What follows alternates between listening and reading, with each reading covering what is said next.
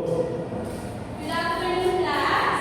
Good afternoon, Ma'am Shaira. Before we begin, let us first pray. Volunteer, Alexander. Classmates, let us pray. In the Father, the Son, and the Holy Spirit.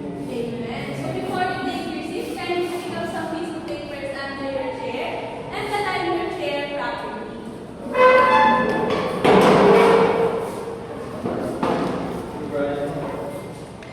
Alright, so how are you today? Good, happy. Very good. So it sounds like you are ready for today's discussion.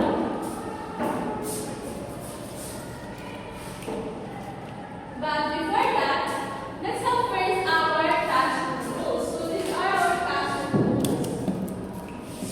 Please read. Raise your Hands before speaking.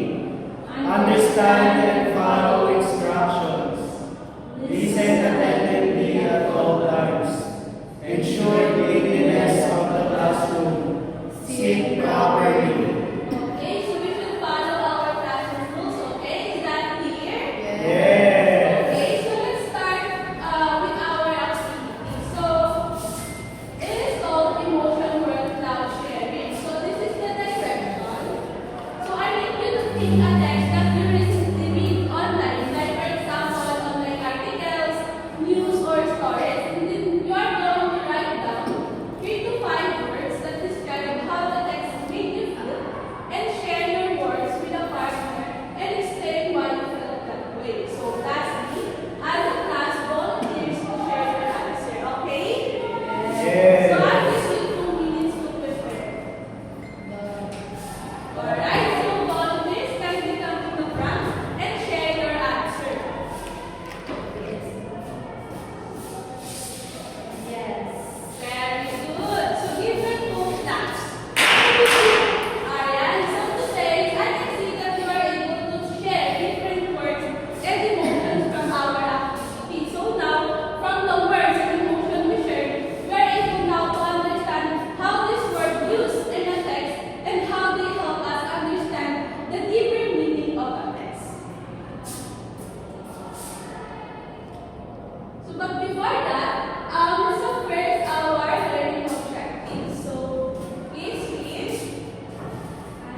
Analyze and evaluate tone and mood are developed in a text using relevant textual evidence.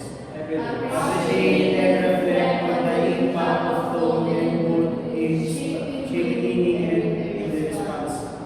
Construct and present a comparative analysis of tone and mood using appropriate evidence and structure. Alright, so our topic today is all about tone, mode, literary techniques, and the author's purpose. So let's start with this.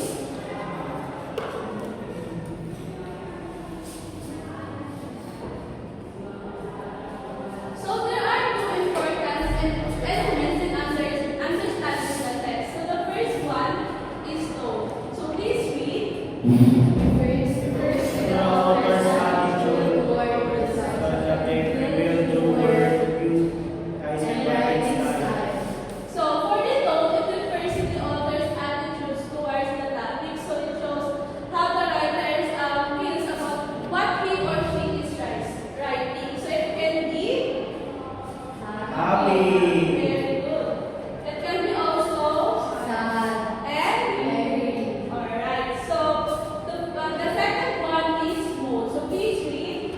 Refers to the feeling or emotional response that the reader experiences while reading the text. Okay, so for the mode, it is the feelings that you as the reader experience while reading the text. Alright, so what is tone mode again? Abila? For the tone, it is the author's attitude, while the mood, it is the feeling or the emotional of the reader. Okay, very good, exactly. Now let's move to literary techniques and the author's purpose. So kindly read the literary techniques. Writing tool as image, repetition, and description of language is used in its meaning. Okay, so for the literary techniques, this is the